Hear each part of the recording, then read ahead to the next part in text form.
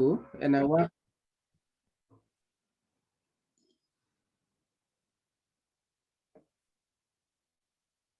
Okay. My name is George Dooku,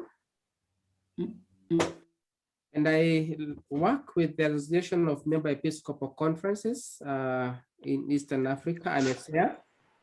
I am in charge of the child safeguarding desk at the Secretariat, and therefore my responsibility directly puts me in line of duty with the Catholic bishops in the region, with our clergy, with the religious, and of course the lay people who in one way or the other have a direct responsibility to care for children. When I got the invitation to share in this class, I kept asking myself, really, would I be the best person to talk to sisters about taking care of children for a number of reasons. And of course, one is the fact that I know generally sisters have a lot of experience directly working with the children. And therefore, I probably may be in to listen a little more to the sisters and share and have them share with us and share with me. Therefore, I might be coming to you as a student. Sorry to disappoint you, Bwana Kaketo.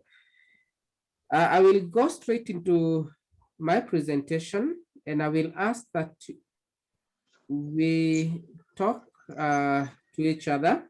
I'm not usually very good at making presentations. I have not been a teacher. I am not a teacher, and therefore a lot of what I will do is facilitate a discussion and a reflection on the issue of vulnerability of children. So if you could unmute yourself, we could talk about this. Please confirm that you can see my screen. Yes, we are able to see. Yes, we can see. Yes, it Yeah. Okay, thank you, thank you. I want to start by asking us to reflect on some statements, and I want to get your views on a number of statements that I will share on my screen. Then after that, we'll talk about those statements. The first statement that I want us to talk about is, as you can see on your screen, it says that treating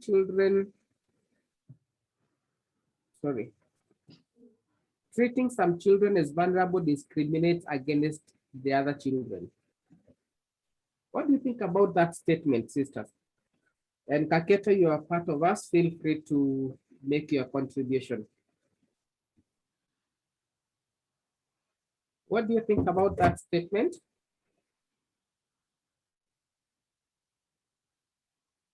That treating some children as vulnerable discriminates against the others?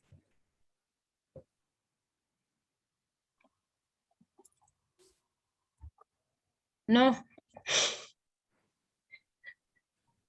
For me, I feel all children are the same, despite the circumstances that they come from, because as a child, every child is vulnerable. Okay, that is Sister Gladys. Yes. Can I say something? Sister Clementina? Yes. To me, I can say that we need to treat children equally, okay, despite of the needs that they need. Okay. Yeah. Anybody with a different view? Yes. Okay, for me, I will say, yes, it means that when you treat some children vulnerably, it usually discriminates the other children, even though they are not vulnerable, because children do not understand. Okay. So a number of us would actually favor a situation where we take every child as vulnerable and we do not isolate some as more vulnerable than the others, because generally in principle, all children are vulnerable. That seems to be what we are sharing, a number of us. Let me look at the second statement and see what it is. Look at this. Every child is vulnerable and should therefore be treated as such. Sisters, what do you think about that statement? For me, it is true. Every child is vulnerable Mhm. because you see, when you are still in that age of childhood, there are some things, there are some limits. There's a way that a child cannot really, this thing cannot be good for that child, but because of some reason, this child cannot excuse herself. For example, when a 7-year-old child is raped by someone who is like maybe this is the father of the child, and he rapes that child, you see, there's that child will be convinced by that parent and will rape and they will be raped. But because it's the dad, this child might not have that courage to say no, no, no, no. That's why it can be vulnerable. They can seem to be all of them vulnerable. Thank you. Thank you, Sister Adelaide.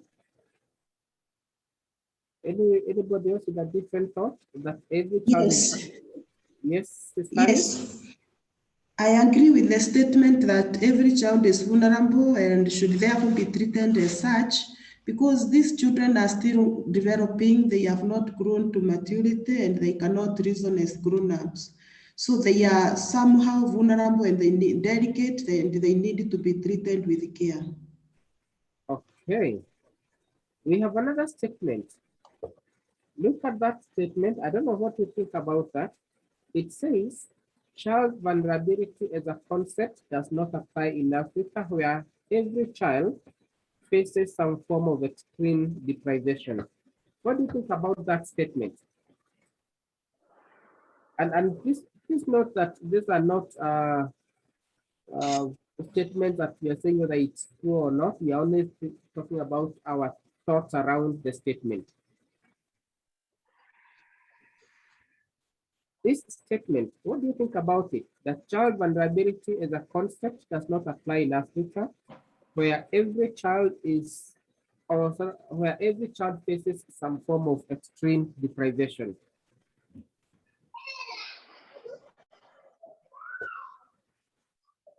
Anybody wants to talk to us about this statement? Yes. Yes, Sister Ruth?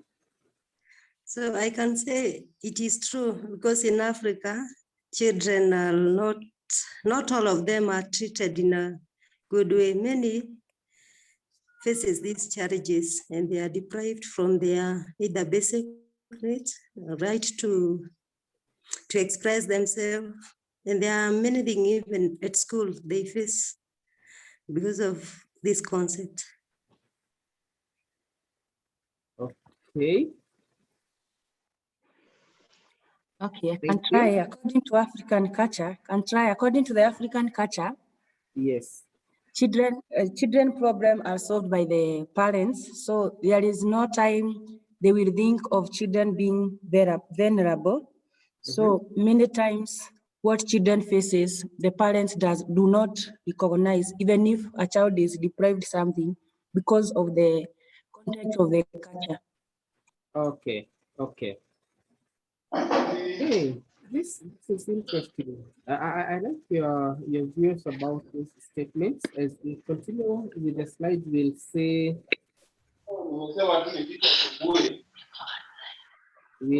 how it affects our thinking. The last statement, this is the last statement. Look at the last statement. It says the number of orphans in the world has been decreasing steadily. Do you agree or disagree with the statement? What do you think about that statement, sisters? That the number of orphans in the world has been decreasing steadily?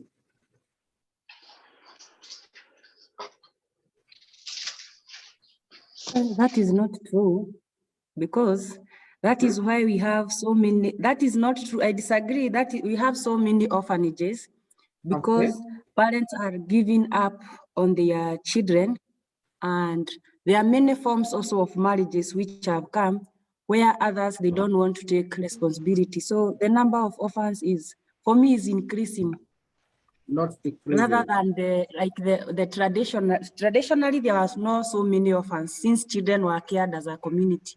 Now as individual is very difficult. Okay. I'll also say this statement is not true.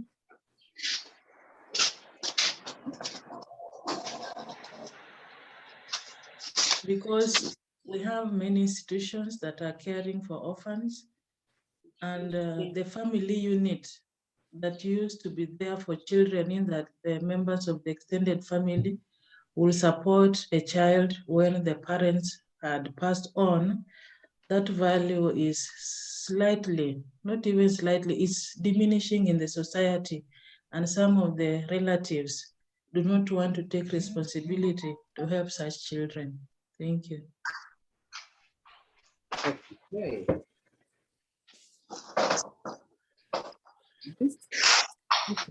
The statements that you have been talking about, they are interesting statements that would form the basis of our discussion this morning. And a lot of the most back of our discussion will actually revolve around not just our perceptions and thinking about these statements, but to a large extent we'll be looking at facts either in support or otherwise of the statement. We'll be looking at statistics, and we'll keep asking ourselves some hard questions about the state of children in our African context, and particularly in Kenya. And with that, then I want to say a big welcome to the session. I'm delighted that you could be able to join us in this class.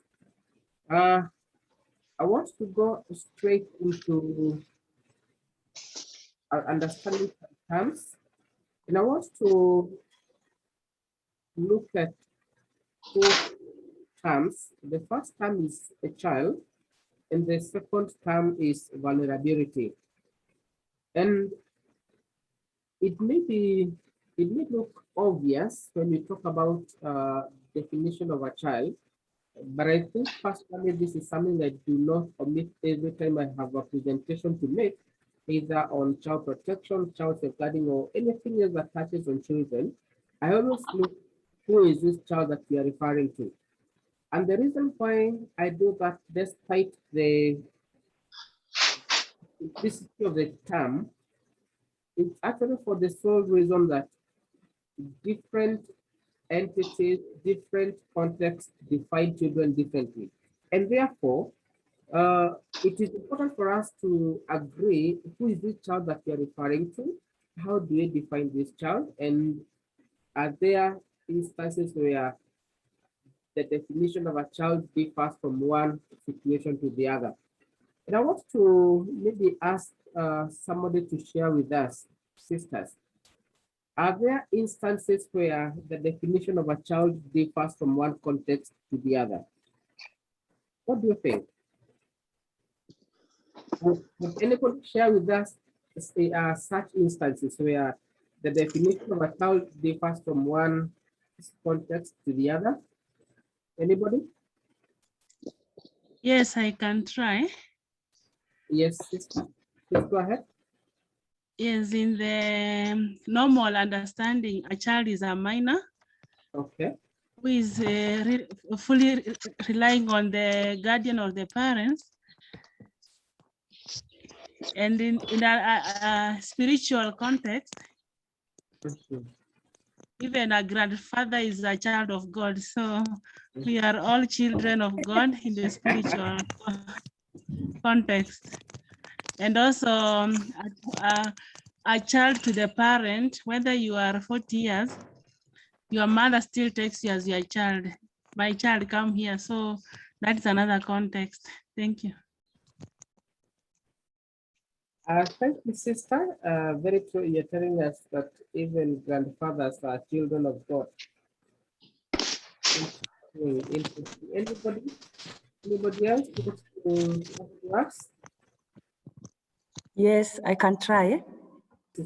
According to our Constitution of Kenya, a child is anyone under the age of 18. According to our different cultures, like me, I work in the Maasai land, sometimes we rescue children who are big and we take them to school even above 18, but we take them as children. So a child who is in need of care and support culturally here we say is a child until that child is able to support themselves. And sometimes they take a child is somebody who is in. Here they say a person who is below 13, they take as an adult. And then a child in the African tradition, it is a person, like the way sister has said, it's your parent, to your parent, you are a child, even whether you are old or young. Thank you.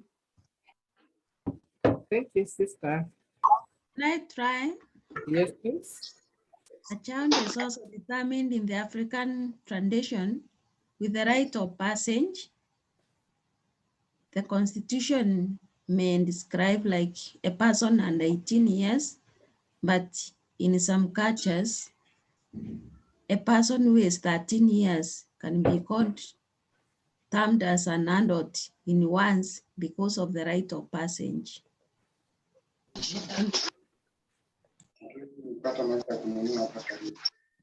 Yes, Sharon.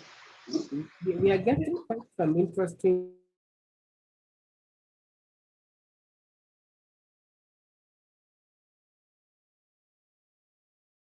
Doctor, you are muted.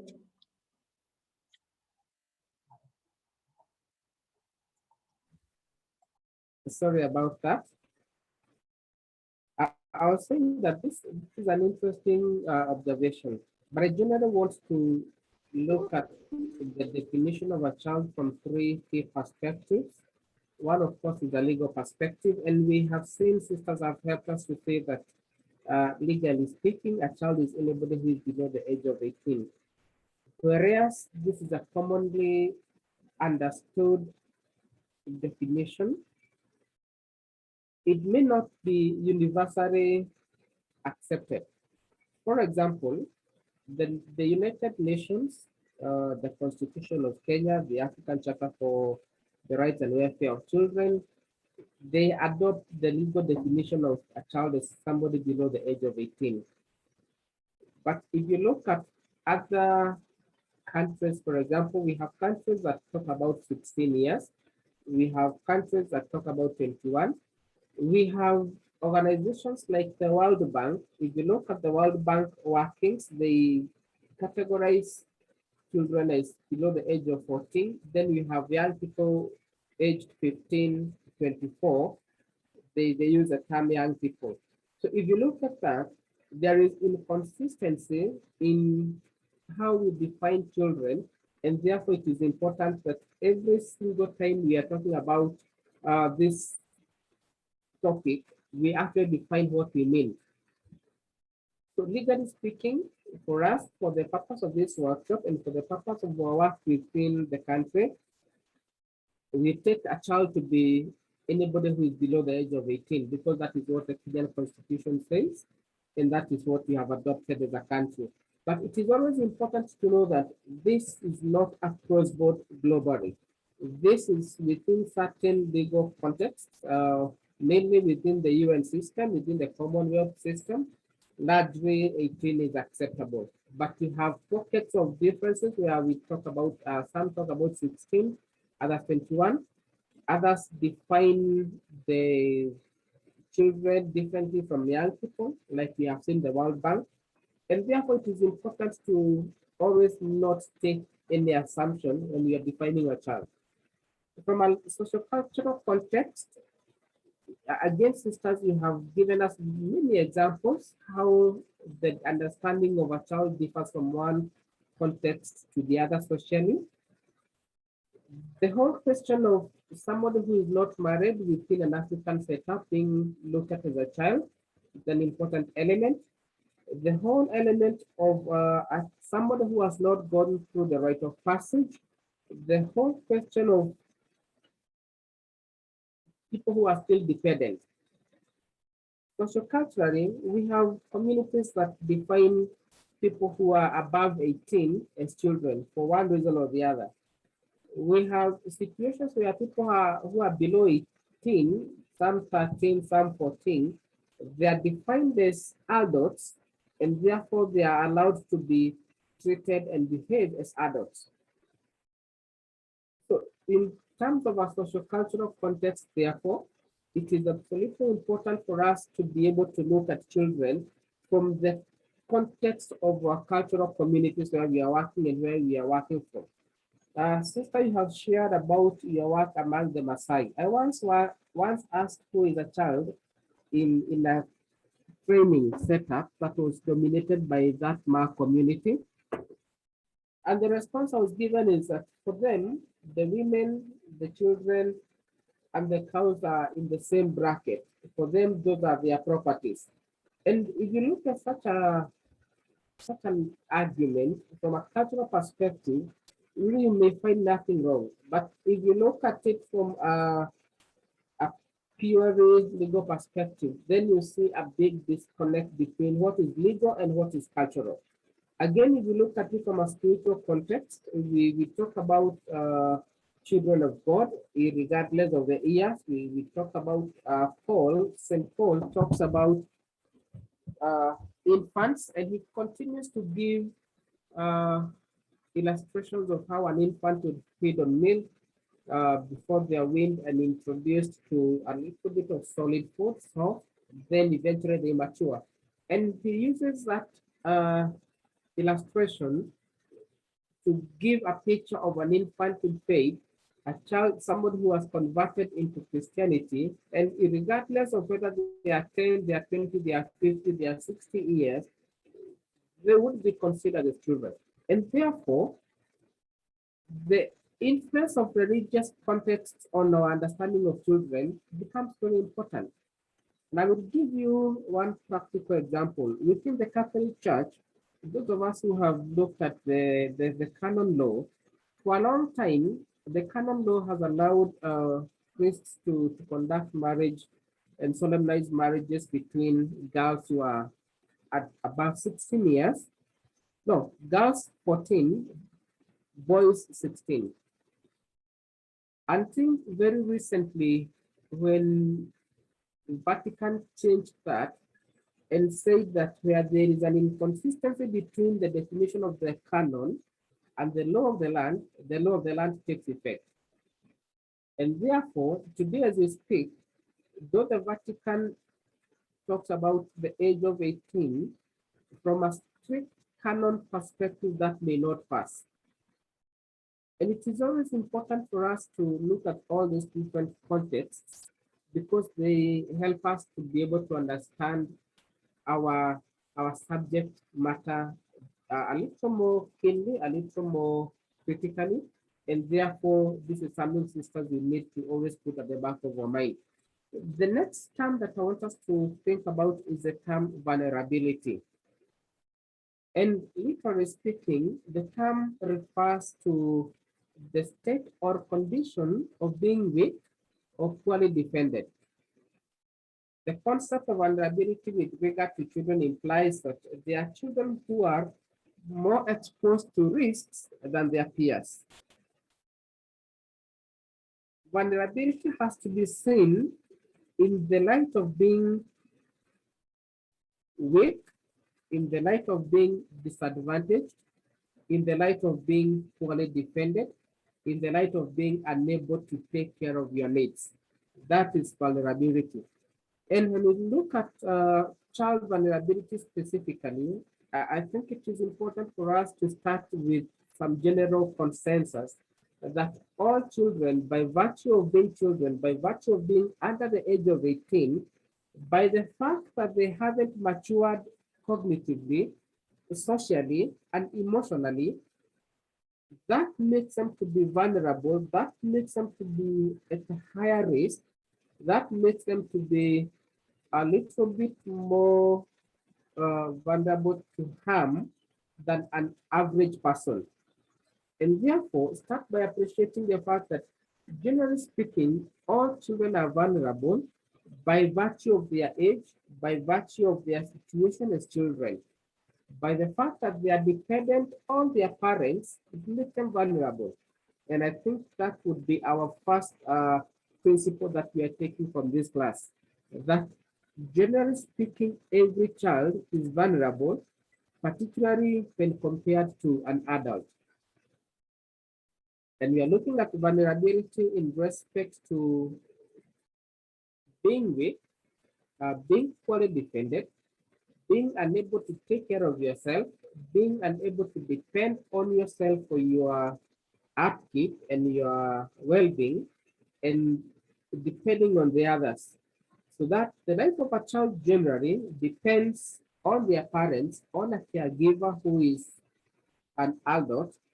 And in instances where children have lost their parents, then we see some children depending on other children. And I'm looking at child-headed families. We are looking at children depending on institutions, and that increases their vulnerability. If we look at vulnerability from a social risk management framework, it is defined as the likelihood of being harmed by unforeseen events or susceptibility to exogenous shocks. And this is a definition that is given by a risk management framework that has been developed by the World Bank. And within our discussion, I will keep quoting World Bank. I will quote a number of other organizations that are working with children.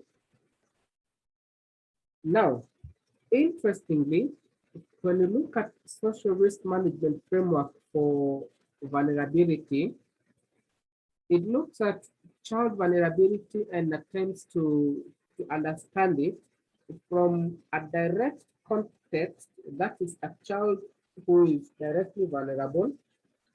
But most importantly, it points to a household. And I would want to pause at this point and ask a question. Why is it important for us to think about vulnerability of children in relation to the family and the household? Anybody would want to talk to us about that? Why would we want to talk about vulnerability of children and bringing the household and the family? Anybody?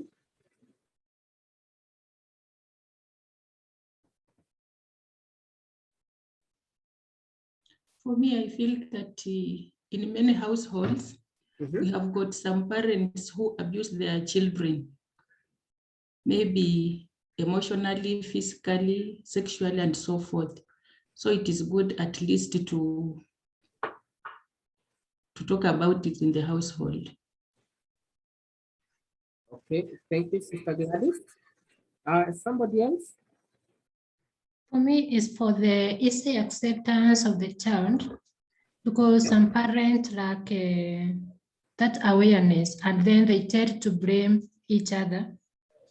And even sometimes you get them, they are separating. So if the awareness is created, there will be easy acceptance of each other and even of the child.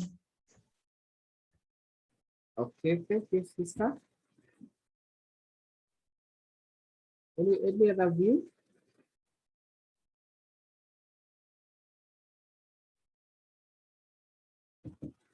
I think generally speaking, sisters, you have put it correctly.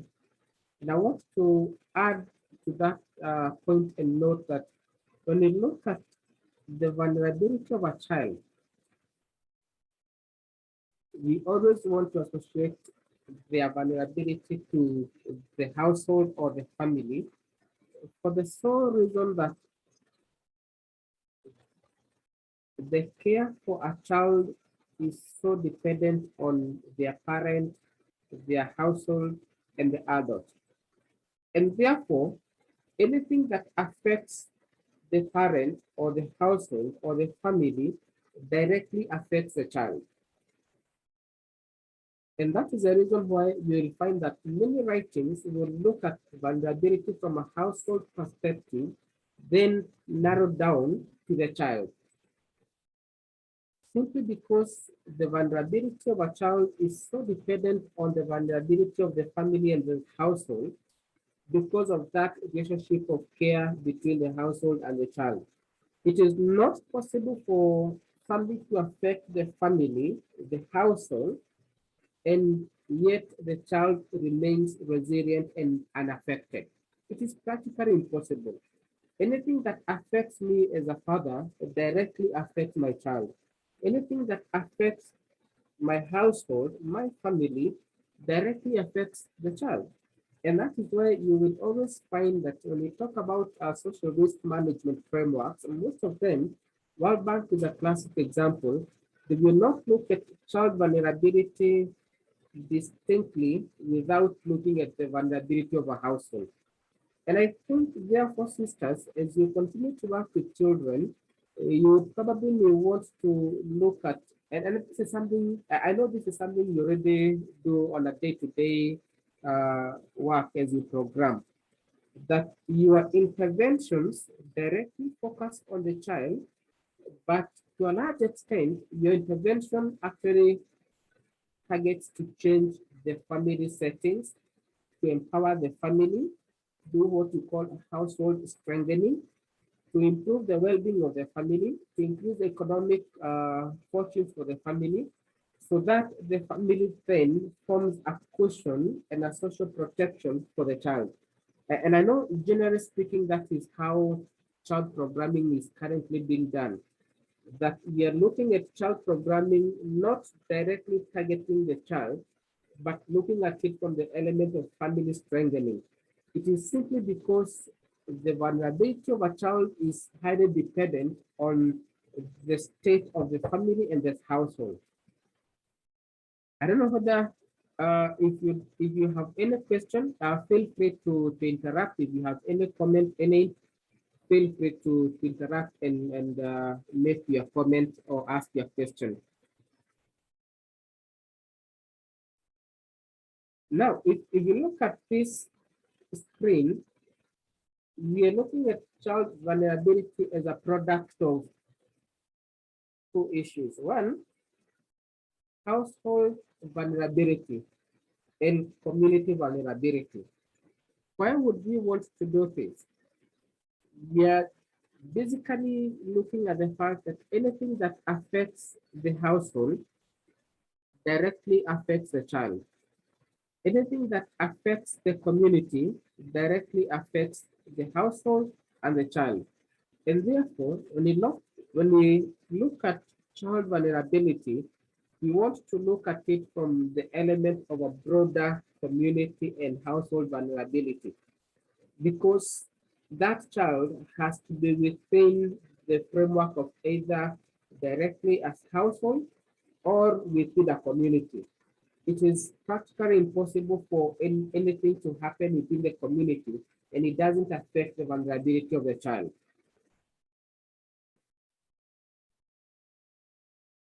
Are there specific aspects of vulnerability that are important for us to think about? Yes. We look at vulnerability from a number of, from three key elements. And when we talk about the three key elements, I would want us to think about them as mutually affecting each other.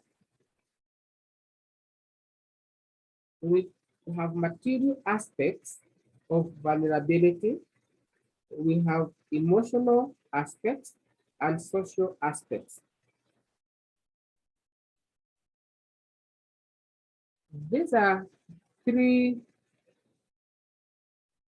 important elements that come into play every time we look at the vulnerability of a child. We cannot talk about the vulnerability of a child without looking at these three elements. And we are looking at the three elements from the element of the child directly, but also from the element of the household and the family. In the material aspects, generally we're talking about money. How much money does a family or the household have? How much food are they able to afford? How much full clothing do they have? What is the quality of that clothing? What is the quality of the shelter they are able to get? Things to do with healthcare, things to do with education. These are material aspects of vulnerability that are important when we talk about child vulnerability. And generally speaking, when we talk about material aspects, it points to what you would normally talk about and call poverty. We talk about poverty index or the Human Development Index. It generally looks at money, it looks at food, it looks at clothing, it looks at shelter, looks at healthcare, looks at education, among a few other variables. And therefore, we look at these fundamental aspects of vulnerability. The material aspects are very important.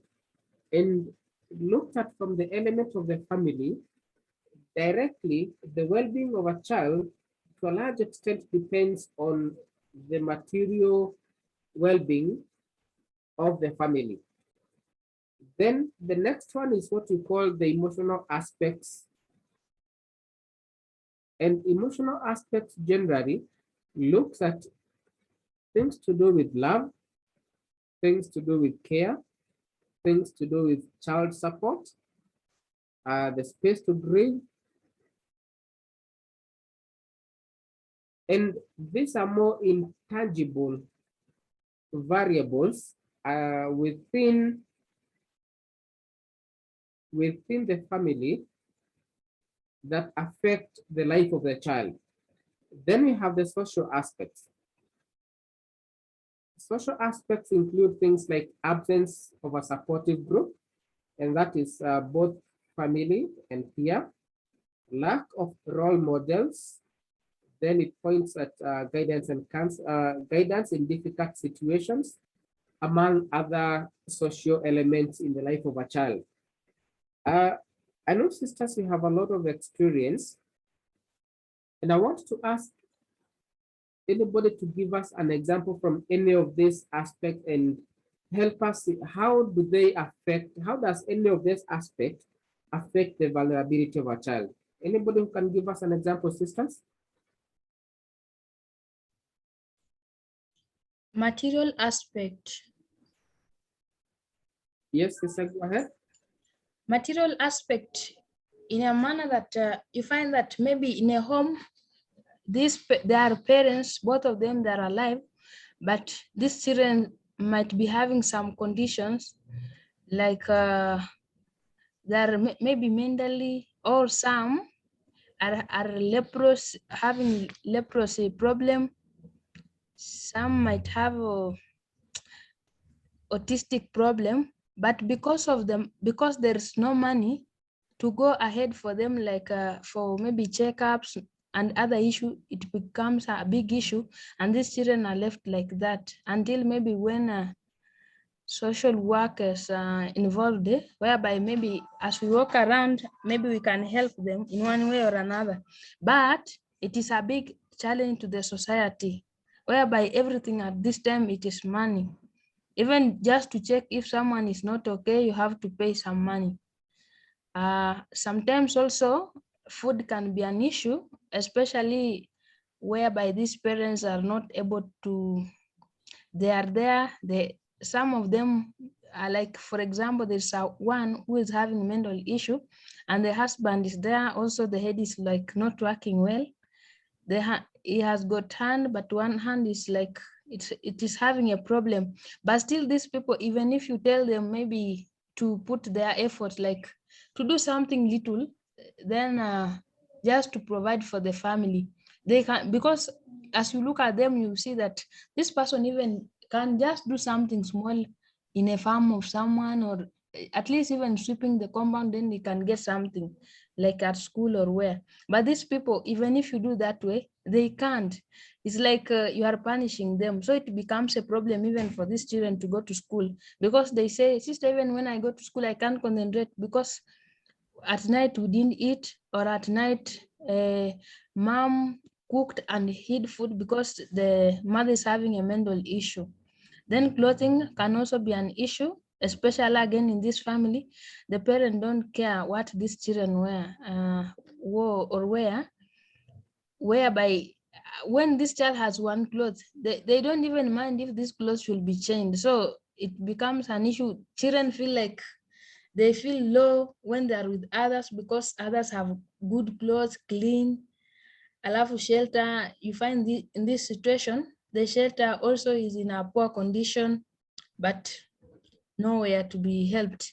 Then healthcare, again, an issue because of inadequate finance on their side.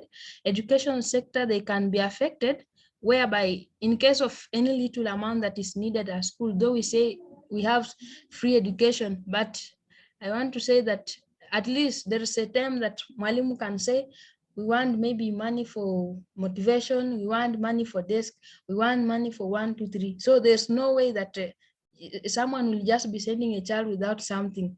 There's something at least teachers will want from these parents. So there will be that cooperation of financial and other things. So it becomes a big challenge to the children. Thank you. Thank you, sister. Thank you so much. Very, very practical examples there. I don't know whether there's anybody who wants to share that with the example. Yes. I would like to share on the emotional aspect. Yes. I once lived sometimes back with little children in the urban centers. Mm-hmm. And then we had a nursery school. And then there were a few children who would come and say, hey, you know what? The way you encourage children, you tell them the way we have stayed here, we have prayed together, we sing. When you go home also be with your parents, be with them and all that. So this child could come and say, yeah, I don't feel good. You ask the child why. My daddy is not always there. My mom becomes late. Even sometimes I don't see them. Then you take an initiative and maybe you call the parents, you talk to them. Then it happened that they always come late. The child is not there. So the child feels neglected. They associate with the father with just taking them out once in a while, maybe on a Saturday or a public holiday. The rest of the days, they are not there. They like the way you could sit with your child and talk to them and encourage them, see the work they have done, even if it is scrabbling, those little ones, they feel, my parents are not there. So they feel internally the love is missing and they lack that personal touch with their own parents. So I concur with the saying that all children are vulnerable. It's not about the material things or the money. To some extent, one of them came with some soda. And then when you sniffed at it, it is smelling. Then I asked the child, who packed for you this juice? It is my auntie. Where did you take it from? It was in the fridge. Then we found it was alcohol. So we called the mother and she came in the school.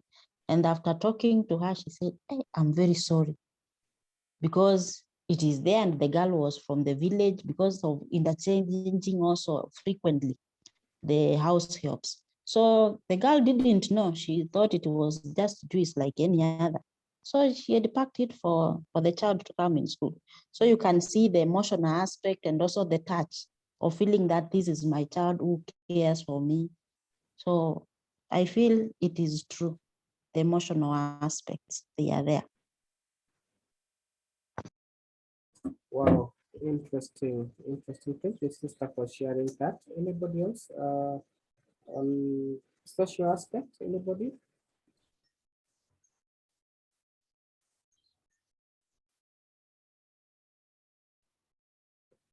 In social aspect, where you have said that there is lack of role models. Mm-hmm.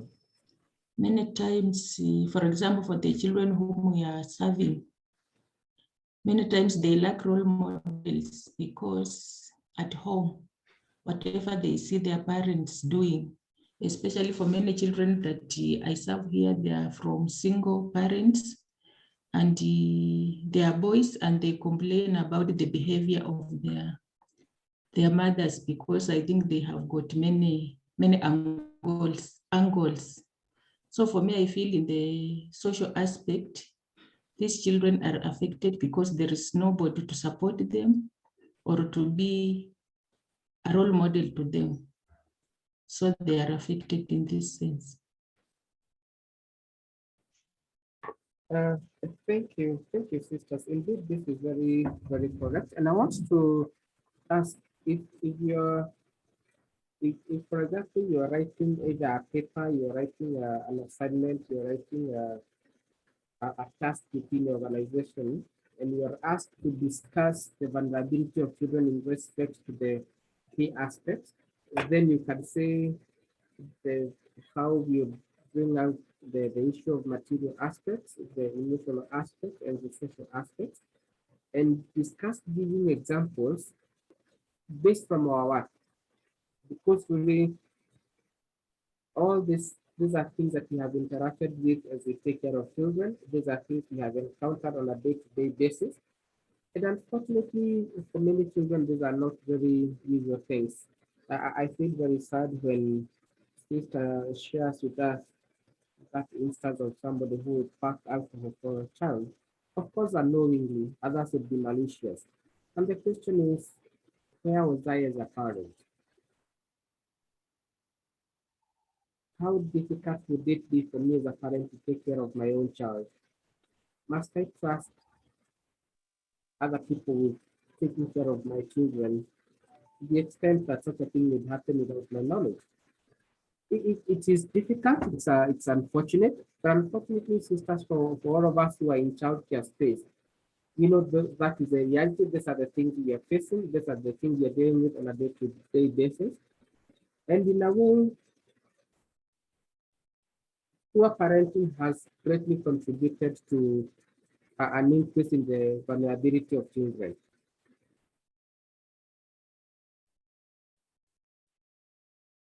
I want to look at some basic facts about OVCs. OVCs is basically orphans and vulnerable children. And statistically, there are over 10 million orphans in Africa. There are millions of orphans in Africa. And you can see that statistic. This is picked from the internet, but primarily within the World Bank systems, but also UNICEF. I have given the source at in the last slide. You're able to do a bit of reading. But generally speaking, Africa has around 52 million orphans and vulnerable children. And when we talk about vulnerability, and I know we haven't quite talked about the different categories, orphans always top that list of people, children who are vulnerable. So if you're saying that Africa has over 52 million orphans, you can see this is quite a huge statistic. And unfortunately, again, Africa is home to more than a quarter of all the orphans in the world. Because globally, we have around 140 million orphans. 52 million of them are in what we call sub-Saharan Africa. Sub-Saharan Africa. South Africa alone has over 3.5 million, 3.5 million children.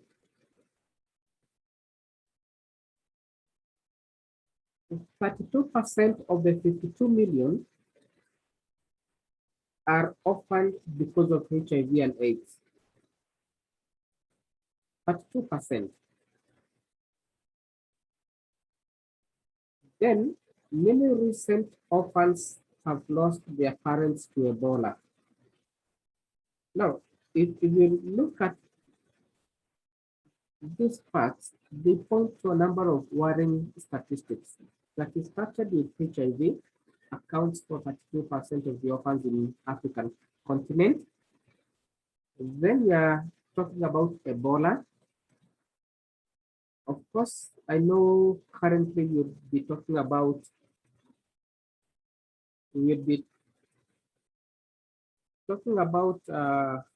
COVID-19.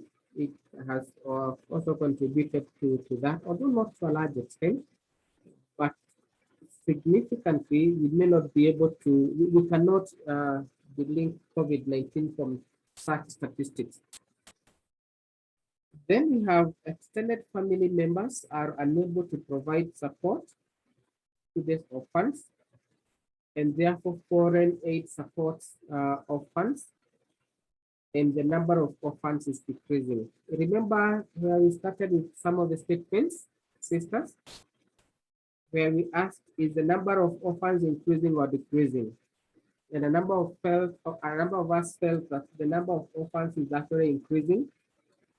Statistically, there has been a slight decrease in the number of orphans. And this is a very slight decrease indeed, at 0.7% decrease in the number of orphans.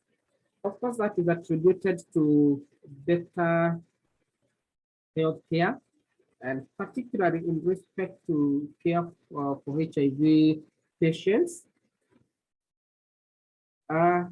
Again, this is attributed to more and more social protection measures from the governments. And particularly if you look at Kenya, for example, as we develop, as we become, as we move towards a middle income economy, the direct impact of that is that we have better healthcare, we have better education systems, we have better social protection schemes, including the schemes for the aged. And generally speaking, what that does is that it tends to increase the lifespan. And that's why there's a marked improvement, very slight improvement in the number of orphans that we have. However, even though we are saying that that number is decreasing, the decrease is minimal, it's very marginal, compared to the actual statistic of 52 million orphans. Then you can say we have a long way to go, and we have every reason, we have every justification for us to be concerned about the orphans and the vulnerable children. I don't know whether there's anybody who would want to make a comment or question around this fact. Any comment, any question as we move on? Excuse me, Mwalim. Yes, please. Please, may you draw more on the fact that you said the number of orphan children is decreasing. I did not get it well. The last one. Yeah. I said that statistically, the number of orphans has been decreasing, and this is a global statistic. It's between 2014 and 2020, we have seen a 7% reduction in the number of orphans. And we are questioning ourselves and asking ourselves, why would we see a decrease in the number of orphans? And of course, generally speaking, we'd be happier when we have fewer and fewer orphans as opposed to have that number increase. So I can say we're making progress in the right direction, only that the progress is very minimal, it's very small. 0.7%, it's a very minimal progress. But nevertheless, statistically speaking, the number of orphans has been decreasing, and it's attributed to better medical care. It is attributed to better social protection measures. It is attributed to a general development and a general improvement of the well-being of the people. And this is a general statistic that is true in any community globally. Of course, statistically, it may completely be insignificant, and especially in a third world perspective. Thank you. I don't know whether I've responded to your question, sister. Thank you, Mali. Karibu. Any other person with any comment about those facts? Anything you want to point out?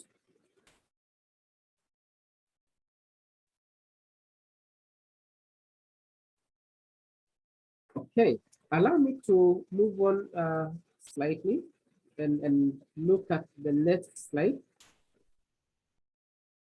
The next slide presents to us what we are calling the reality of an orphan children.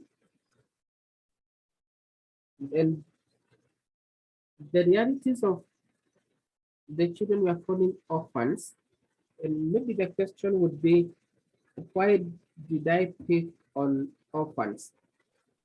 It is simply because we say that the vulnerability of a child must be understood from a family situation, from a household context. And therefore, any child who has no parents, whether partial or full orphan, that child is at the highest height of vulnerability. And they are in a special category of children who are not able to meet their needs unless external help is accorded to them. And with all the statistics we are seeing of 52 million children who are orphaned in Africa, then it is important for us to look at the reality of the orphans in Africa, and particularly in Kenya, and ask ourselves, where are they? How are they living? And where does our church intervention meet these children? Because then this discussion would not be complete until we ask ourselves, where does the Catholic Church plug in and help address the issue of vulnerability of these orphans, and of course the other children. We look at different, this is picked from the SOS Children's Villages. They have developed risk profiles. They have done risk profiling. They have excellent writings and data on children. And generally, when a child loses parental care, most of the times you'll find that the children would continue living within a family care through kinship. And that is that's a block that is in red. This cushions the children against certain vulnerabilities. And I will generally say that when a child has lost one or both of their parents, the child is technically an orphan and therefore a vulnerable child. When they continue to live within the extended family through kinship care, then their level of vulnerability is not as extreme as those who are living outside the family care. Therefore, as the Catholic Church, and I know this is something ASK is very particular about, and particularly through the Catholic Care for Children, the CCC project, one of the aims of that project is to increase the number of children who are being cared for in a family setting, irrespective of whether they are total orphans or they are partial orphans. The ultimate goal of any child care program is to make sure that that child is taken care of within a family setup. And I know sometimes it happens, sometimes it is impractical. Then we have the other reality of a child who have lost a parent and they are living outside the family care. Where would these children be? Again, we have two scenarios. Scenario number one are children who are living in a household, for example, through foster care, by non-relatives, by domestic workers, by child-headed households. And this accounts for a large section of our orphans and vulnerable children in our country.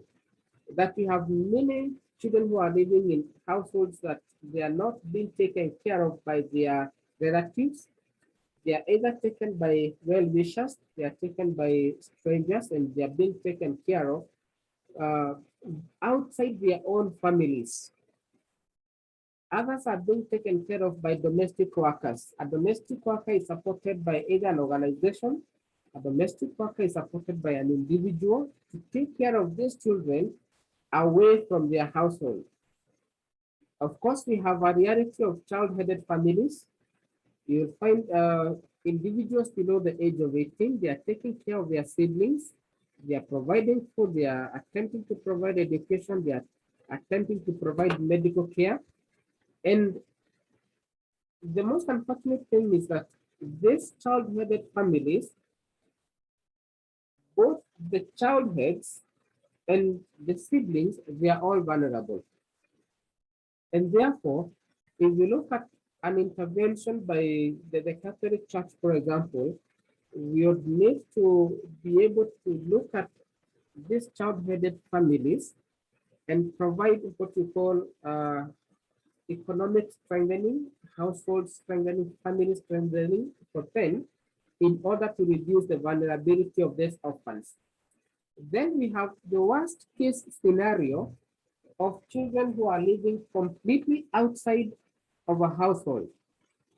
And these are children who are living in residential care. I know sisters are running many children homes. I have interacted with quite a number of them. These are children who are residing in detention. In detention because either they're in need of care and protection, or because of their vulnerability in one or the other, they have become children in conflict and in contact with the law. Others are children living and working on the streets, the ones we call chokoras, unfortunately. And then we have the reality of child soldiers. Within an urban setup, we have a sad reality that we have witnessed of late, the last decade particularly, and this is a reality of children who are living with child gangs. And of course, that for them is not easy, because apart from living in a child gang, their reality is that they are living a life of crime, they are living a life of drug, a life of sexual abuse, and a very difficult life. And therefore, if you look at that continuum, from the point of children have lost parental care for one reason or the other, there are those who are living in a family through kinship care. That is the best. If we are to do a continuum of care, that would be the most ideal. Then we have those who are living outside the family care. And we have the worst case scenario of children living on the streets. We have child soldiers, child living with child gangs and crime, drugs, among others. And finally, we have children who are living on the streets. Now, why would I give this kind of a continuum? It's simply because as we continue to intervene and work on the vulnerability of children as child care workers, then our call is to reduce the vulnerability of these children by pushing them as much as possible to be cared for within families and household setups. And I keep saying that this is totally in line with, of course, the CCC project. It aims to ensure that children are cared for within a family and household setup. If that does not happen, therefore, the question would be, how would we be able to ensure quality care for children outside that family setup? And this is where, of course, sisters come in very handy with residential institutional care for children. Of course, we say that has to be within the shortest time possible. But even when within that institution, that care has to be of the highest quality standards possible. I want to look at some risk factors that cause the vulnerability of children. And I would look at this from 4 elements. This is directly picked from World Vision. Again, we have given the citation. In case you want to do a little bit more, the last slide is able to help us say this. And according to the World Vision, some of the risk factors include children who live in a household with an ill person, somebody who is dying or deceased. When we look at deceased, we particularly look at the parent and the breadwinner. The reality of our African families and households is that the breadwinner is not always the parent. most of the times we have had the challenges of being a firstborn, that you have to literally take care of your younger siblings before you start taking of your own children. And therefore, as we talk about children who live in a household with a patient, somebody who is critically ill, sometimes terminally ill, or somebody who is deceased, we must not look at it strictly from a parent perspective. It could be a parent, it could be another sibling, it could be any other person living with us, we say. And unfortunately, the implication of living with somebody who is critically ill is that a lot of resources will always be channeled towards their medical care. And that has a tendency of denying the rest of the household members food, clothing, quality life, education, among others. We have seen many children who have been compromised and have had to drop out of school because there's somebody who is critically ill in their household, and the priority becomes taking care of that sick person. And therefore, as we intervene, as we look at the children we are serving in institutions, a number of them will be in our institutions because of the reality of living with somebody who is terminally ill, whether the parent or another breadwinner. The other risk factor is children who live in a household that receive orphans. It is perfectly okay to receive orphans, and indeed this is a typical African way of life, that when we have children who are orphaned, we easily adopt them into our families. And in a way, and especially if we are coming from a poor family background, taking more and more children and orphans compromises the quality of care for those children, both the orphans, but the children who originally belong to that household. And therefore, sisters, as you do your programming and look at vulnerability, you should be able to keenly look at children who come from households that are receiving orphans. Indeed, when we place orphans in households, there is every justification for us to continue supporting that family so that we do not increase the vulnerability of those children. So when we talk about reintegration basically means taking these children back to the family from institutions, from the streets, from wherever else they might have dropped into. And when we do that, that process is not complete until we have engaged in proper household strengthening to ensure that by taking care of these children, it does not increase the vulnerability of the other children within that household. The other reality that World Vision has pointed out is a children whose caregivers are ill to take care of them. They are too sick. Children living with sickly parents, with sickly caregivers. And of course, this the government has listed this as one of the obviously risk factors. And finally, we have the reality or the risk factors of children whose caregivers are old and frail. Old because either they got these children in their old age, it happens, or these children were left by their parents in care, under the care of their grandparents, and their parents went to urban settings, to the city, and they did not send help back home, neither did they take care of these children.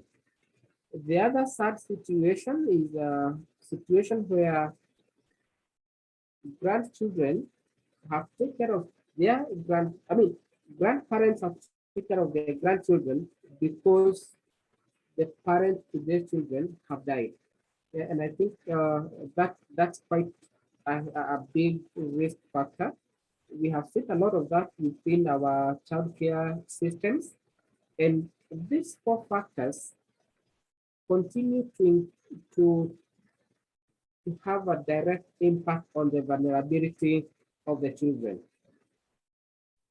I don't know whether there is any question, any comment around these 4 factors. Anybody would want to share with us an experience they have had around this? Sisters, anybody? Excuse me, sir. Yes, please.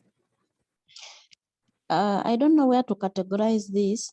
Mm-hmm. In the normal setting of a family, Yes. you find that maybe a girl, or to some communities, boys, they engage into relationships, they have children. And then at the end of it, these children are left with their grandparents. This girl or this boy, because the culture says the child should stay with the father, is left there with the grandparents. Then these grandparents, they are not able to support this child fully. And this person, the girl or the man, goes to the city, stays there. He's never present, he never comes. And even if he sends something like 1,000 in 1 year or after a very long time, these children, they don't have that affection of their own parents. What they are getting is from their grandparents. And you know, a child who has been brought up by a grandparent, they are somehow, we normally say they are missing something, and it is true. They don't have that parental love. Do we categorize them as also vulnerable children? Sister, you are very, very right. And indeed, this is the reality that risk factor number 4 is describing. Children who are being taken care of by old and frail grandparents for one reason or the other. And therefore, sister, yes, those would be categorized as vulnerable children.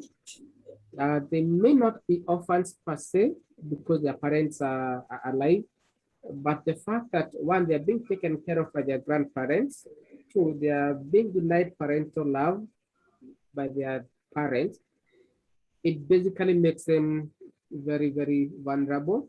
And yes, risk factor number 4 addresses that. Thank you, sister, for raising that. Excuse me, Nadim.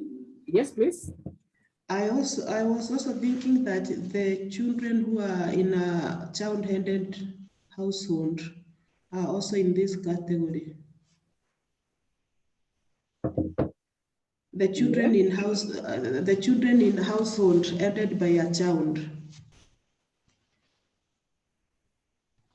I totally agree with you, sister, and we have mentioned child-headed families earlier on. Again, child-headed families, that's another risk factor. And the reason why I would not put it within this risk four risk factors from the World Vision is basically the fact that by virtue of being child-headed families, we are taking all of them as vulnerable children, and therefore these are typically like orphans. They are not able to get any parental care. So that the child who is taking care of their siblings, they themselves are being denied the opportunity to be cared for. But rightly so, sister, those are among the risk factors, child-headed families. And those are actually what you call extreme cases. It's not easy for these children who are taking care of their siblings. It's not easy for the children who are being cared by children.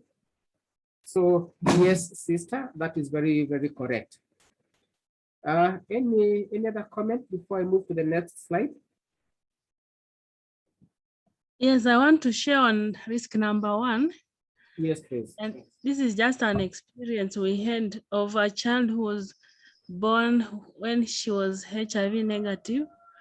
But since there was nobody to care for her sick mother who was HIV positive, the child also became HIV positive.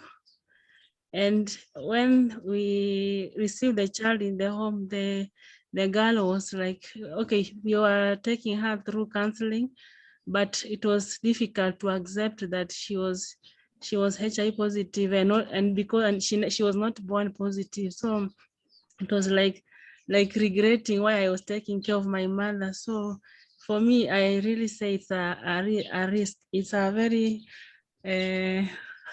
what can I say? A dangerous. It is to a higher level, a risk. Yes. Thank you. Thank you, sister, for sharing that example. Indeed, HIV has had devastating effects on children who have had to take care of their parents. And in this case, it's not just HIV we'll be looking at. We have children who are taking care of terminally ill parents because of cancer, because of diabetes, because of other conditions.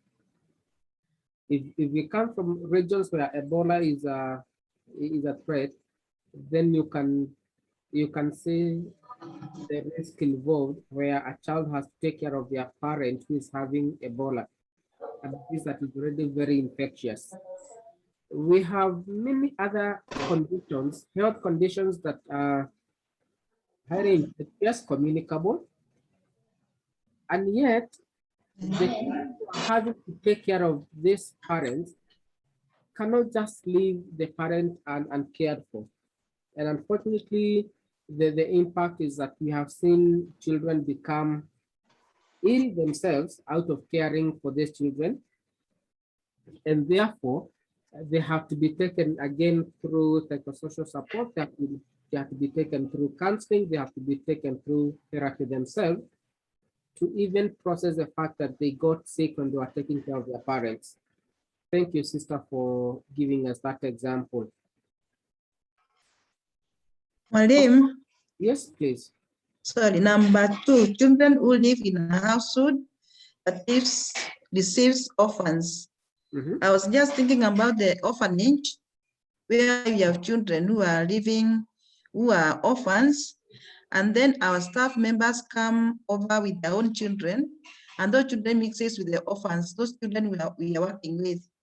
I was just imagining, are these children of the staff also they're getting affected emotionally because they find these children have no parents, and there are a lot of stories goes around in the orphanage with other children. So I think also these children of the staff have got a problem. They also get affected.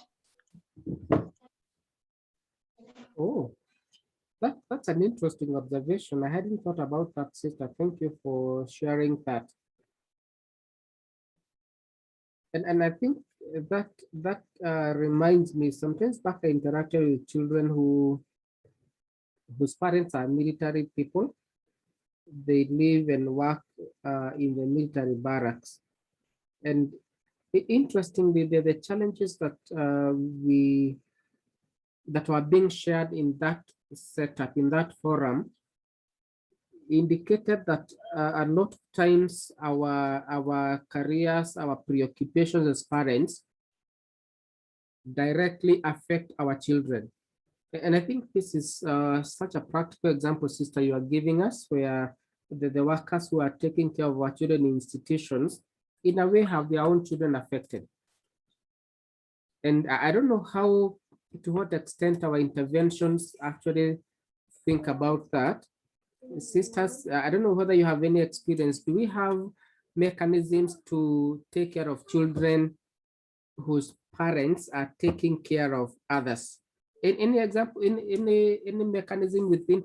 I'm trying to think about the CCC project. I'm not sure I'm able to get how that happens. Sister, anybody would want to share with us how that happens? Any effort?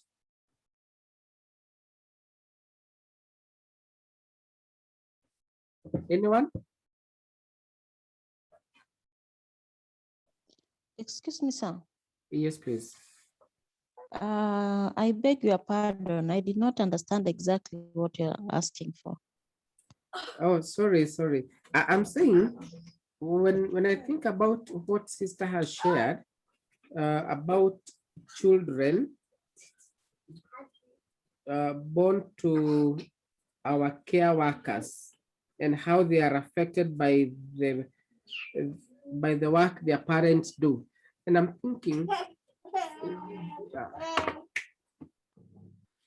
thinking the children who are born to parents working in our institutions, do we have any interventions that reach out to them? Any?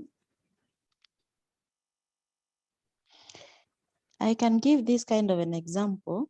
Yes, please. You find we have, maybe in a real situation where I'm working, we have two house mothers of whom they alternate to take care of the children, especially when we are not there and also at night.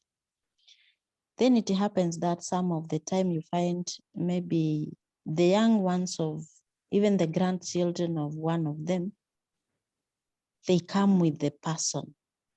So they feel that this is like a privilege for these children to be there. There's food, there's like everything. They are not going to the well to fetch water. The water is there. It's not like home. So they have a tendency of feeling like when they come, they stay there. They feel that kind of a comfort. But after talking to now one of them and told her the risks that what we are trying to plant it to these children is not good. It's better you stay at home, and when you feel that you would like to go and visit them, you tell me. I'll come and stand for you so that you can go home, be with them the whole day, and then you come back the appropriate time. And then it happened that I had, as the children do discuss, and then one of them tells you that these ones are so happy. They just stay there. They don't go to the garden. They don't do this. They feel that it's like a privilege to be in that kind of a state. Then one of them, I call them and, do you feel happy when you stay with your mother? Are you happy when your daddy is there and you are enjoying yourselves just sitting there? And even if you are eating, even if it is githeri, the person was saying yes, the child was saying yes. Then I told them, now remember that some of these ones who are here, they have never even seen their own father. They don't have a mother. And even if the mother is there, the mother doesn't care about what they eat, what they wear, and everything. That is why they are here. Then the child was like, oh, I didn't know. It is not good. So now the mentality changed. So in this kind of aspect, the emotional aspect, and also the socializing aspect, they are affected. And if they are not talked to in the right direction and explained things, they'll think that these are some of they'll feel it's like a privilege to be in such kind of a state. So that's how I understand. Okay. Thank you, sister, for sharing that. And I think for all of us, this is a good reminder that as we take care of our children in our institutions, we have the category of children who to our staff, and we need to consistently keep thinking, how does the work their work in our institutions affect their children? Quite an important thing I hadn't thought about. Again, thank you for sharing that. I want to move to the next slide.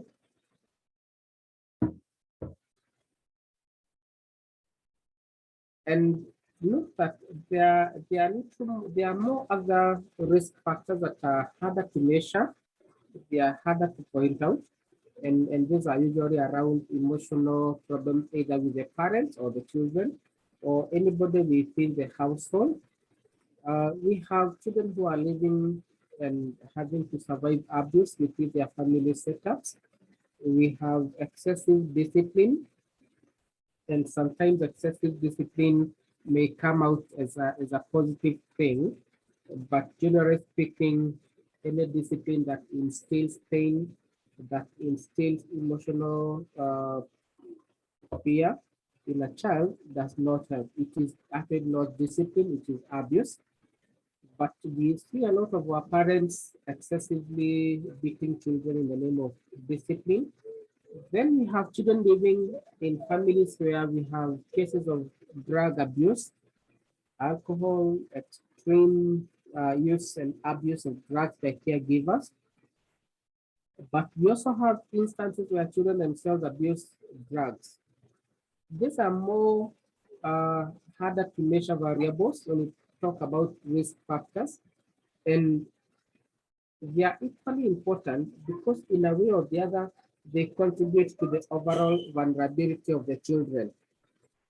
I want to look at, I think this should be among the last items we are looking at this morning, the categories of vulnerable children.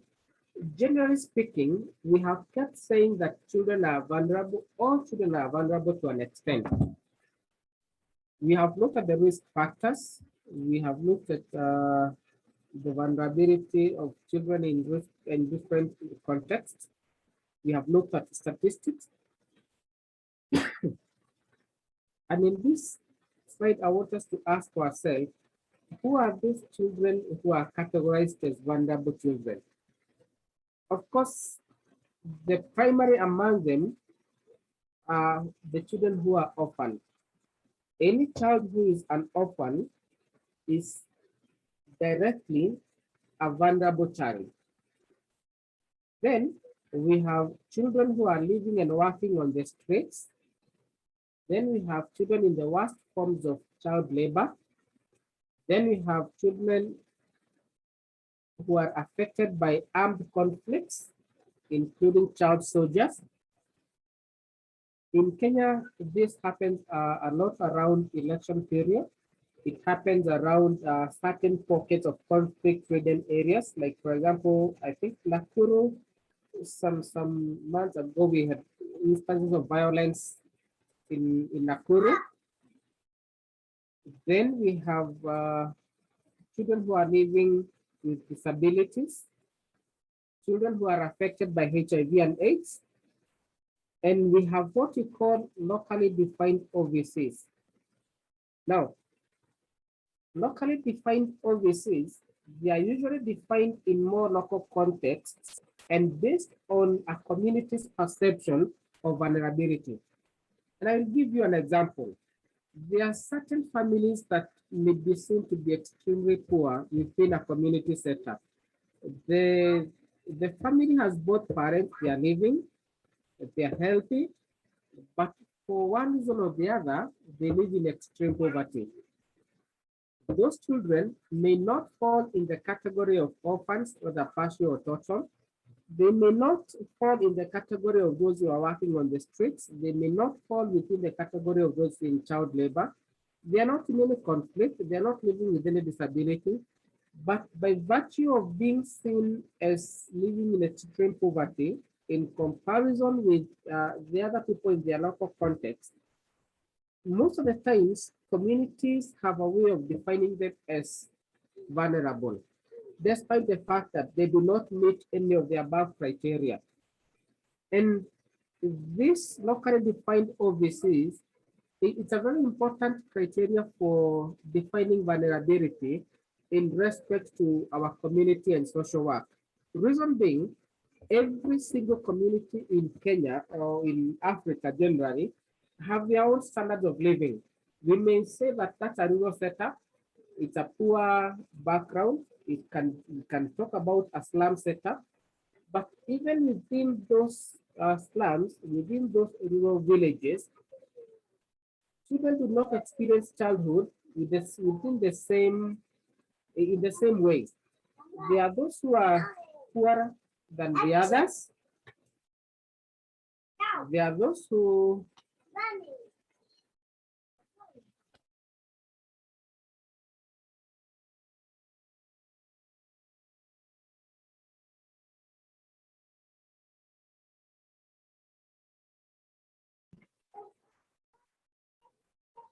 no, sorry about that. I was saying that this locally defined OVCs, they are quite, the situation is quite locally defined. and it may not meet the above criteria that we have listed, but however, all these communities have different ways of looking at vulnerability. And it is absolutely important that our interventions are able to fit within what we call locally defined OVCs. I will give you an example.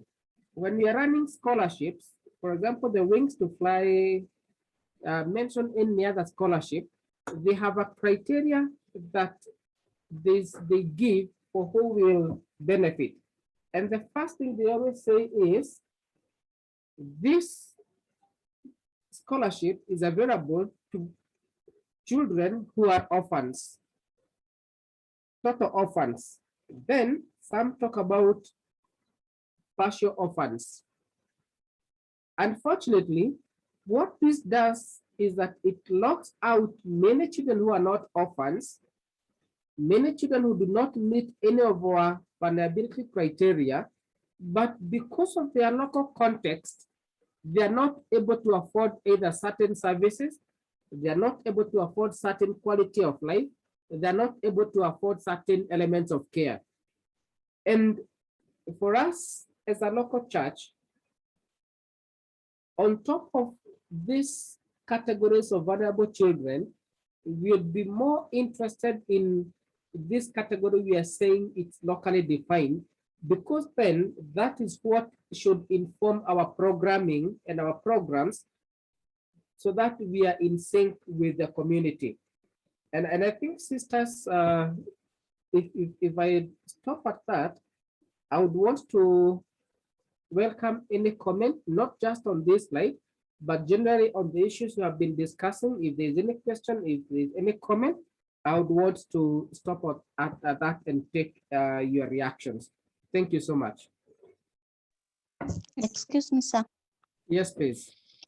As we wait for the rest to give their reactions, I kindly Yes. request you share the previous slide.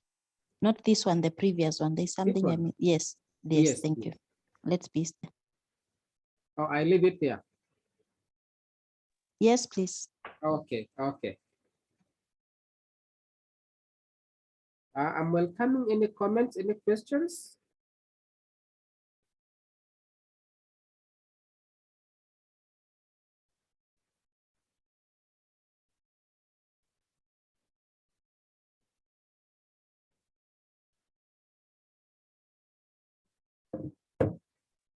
Okay. I think, yes. Hello. Hello. Thank you for your sharing. Karibu, sister. And I would just like for us who normally deal with the children and we do reintegration, for me, it has become a wake up for me, because many times when we don't get the parents of these children, we reintegrate them with their other relatives like the aunt or the uncle. But as you have told us about the risks, number 2, you said that children who live in a household that receives orphans. For me, I have seen that maybe you have not prepared well these relatives who receive the orphans. And sometimes we say that we can do maybe like empowering the parents and so forth. And sometimes you can see that maybe in our programs, we don't have that, we don't have the capacity to empower this. So I'm just asking, because you work with the MSA, if maybe you also have a program with these bishops to assist some of our ICCs to help in empowering the parents. Thank you. Thank you, sister. It's a good comment. Yes, we are working with the bishops, and directly we have attempted to link the work USK is doing through the CCC project to the programs that the bishops are running across the different conferences.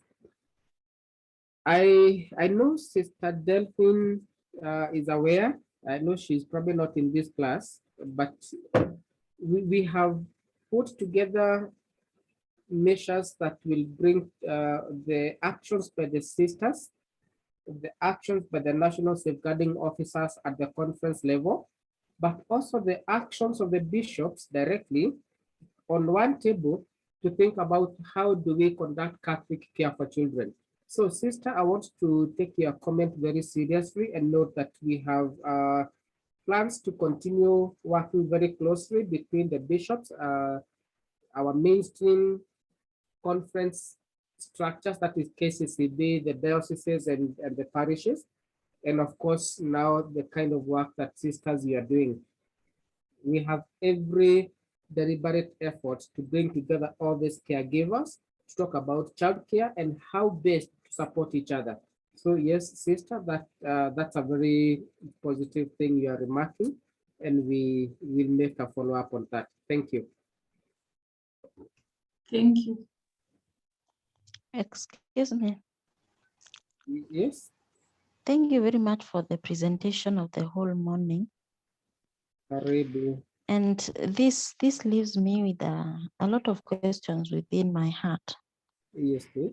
One of them is, we are told that even in the orphanages, children there, they are vulnerable and also they are in need. Yes. And when we try to take them back so that we can create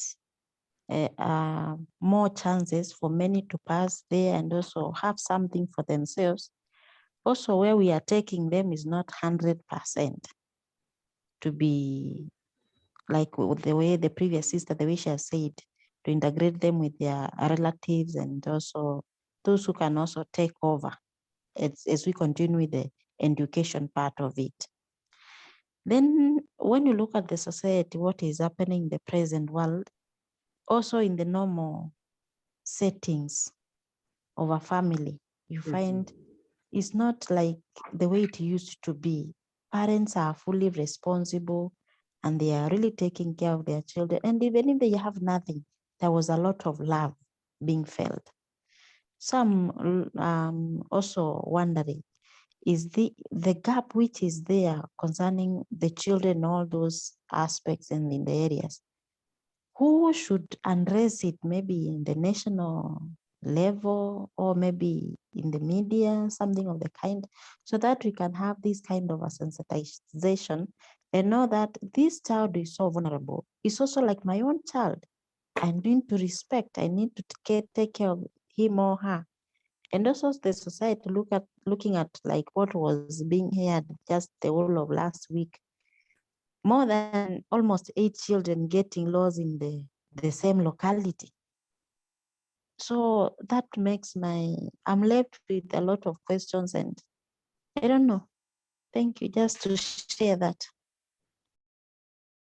Thank you, sister. I hear you, and it's indeed sad that our discussion leaves you feeling such a low. But unfortunately, sister, that is the reality of our child care today in Kenya.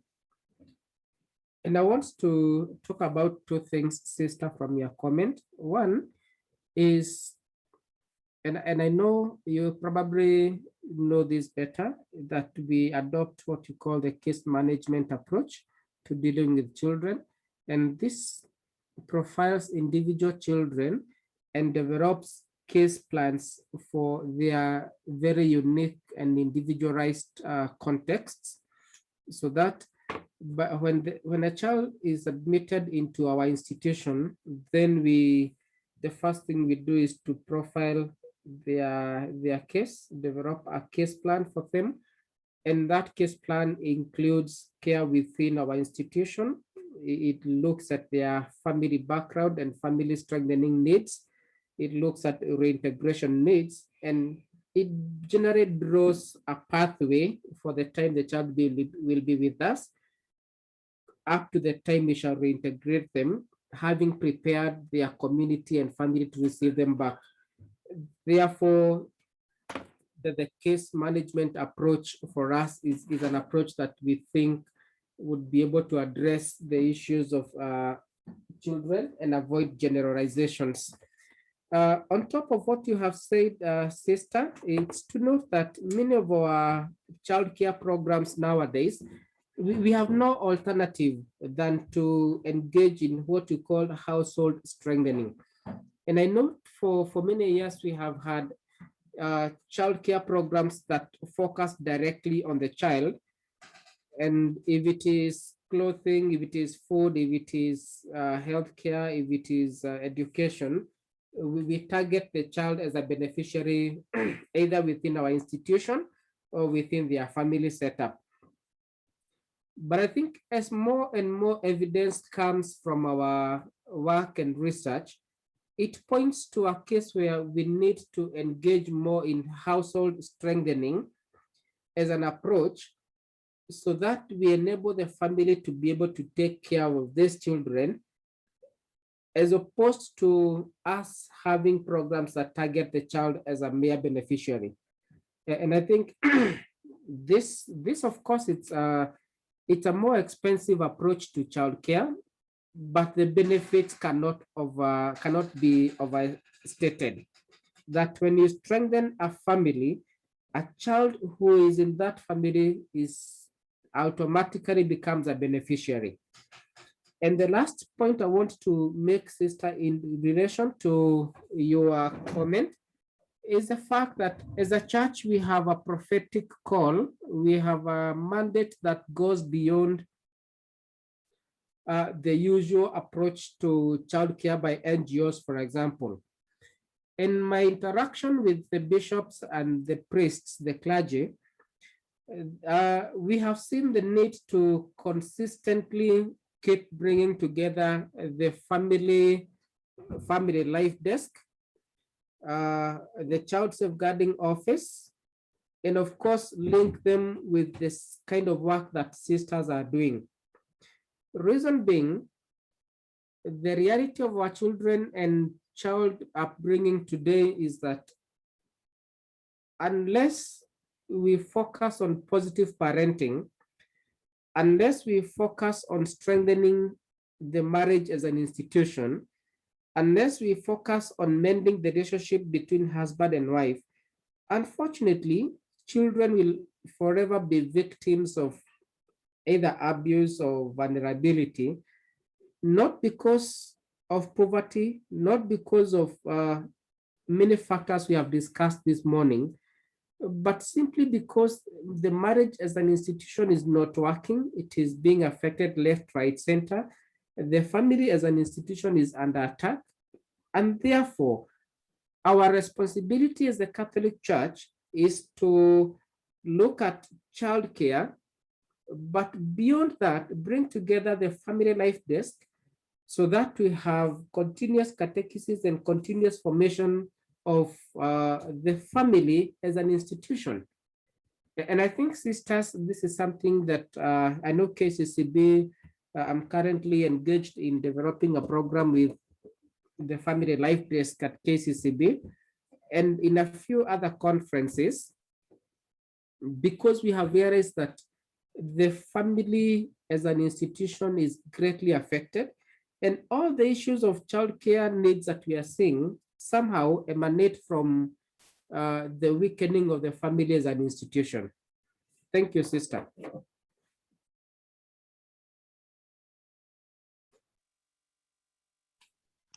Thank you very much for the sharing. Okay, thank you very much for your active participation in this session. George, we are really grateful for this engagement. You underestimated your ability to be a teacher. I guess it is a matter of modesty on your part. You've done a really good job in making the case that whether it is physical disability or developmental disorders, children remain vulnerable. You don't need to be a deaf child or a blind child. You don't need to be an autistic child or a child with cerebral palsy for you to be vulnerable. An important component was raised with regard to discrimination, whether by prioritizing the vulnerable children by prioritizing some children, we would be discriminating. And the question of discrimination is one that the rights-based approach to development takes seriously, even though it is the case, discrimination with regard to affirmative action is usually affirmed, so to say. I'm looking at a situation because some people are in their needs. We would need to discriminate positively in favor of the special needs person so that the special needs person might be able to enjoy as close as possible the similar services to those who are able. And in our church, we have the tendency to prefer the most vulnerable, that social teaching principle, preferential option for the poor and vulnerable. So that social teaching principle then calls us actually to affirmatively discriminate in favor of the most vulnerable. Then the question of households and family-based approach to care of these children. The fact that the global move is to de-institutionalize, it might be a bigger demand on both the state and non-state actors who are dealing with children that are coming from homes or from these protected facilities. The concept of household has been used for long, but this concept of household has not negated the individualistic intervention that many of the development agencies have been using. I'm glad that in this case, resolving some of these problems. And as the family is under attack as an institution.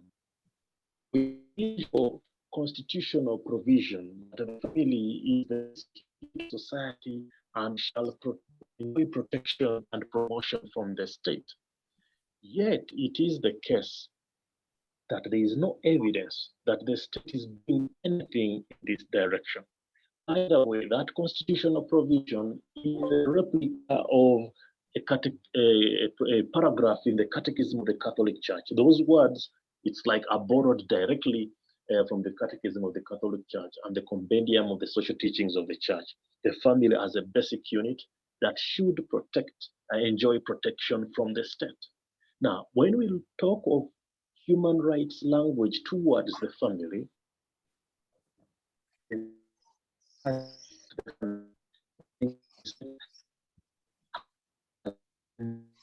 anything that mind the existence of also say that the state has a duty to protect the state has a families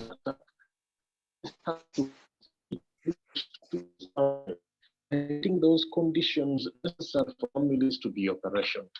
And this is in the third context of fulfilling that the state is negligent. The state has chosen to leave the churches and the faith sector without necessarily supporting them in doing so. For example, who is preparing people for marriage and parenting? Is the instruction process going on in our parishes meeting that standard?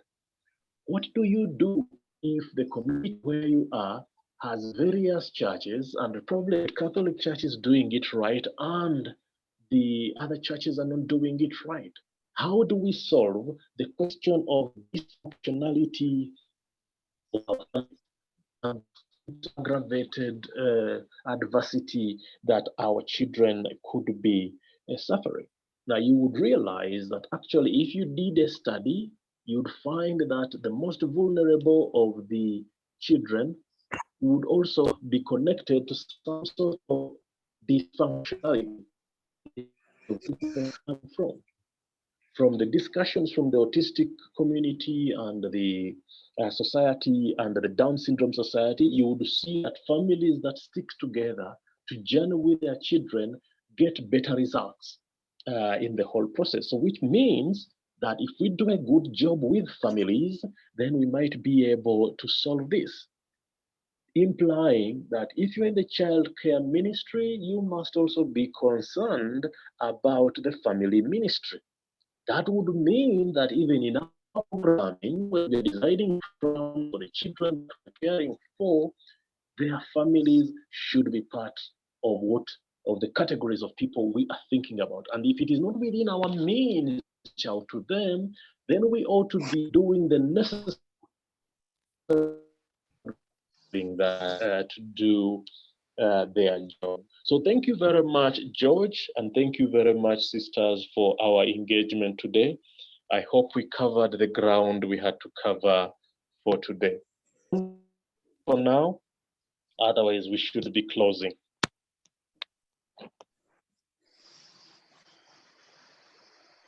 Thank you, Daktari. So much, we appreciate.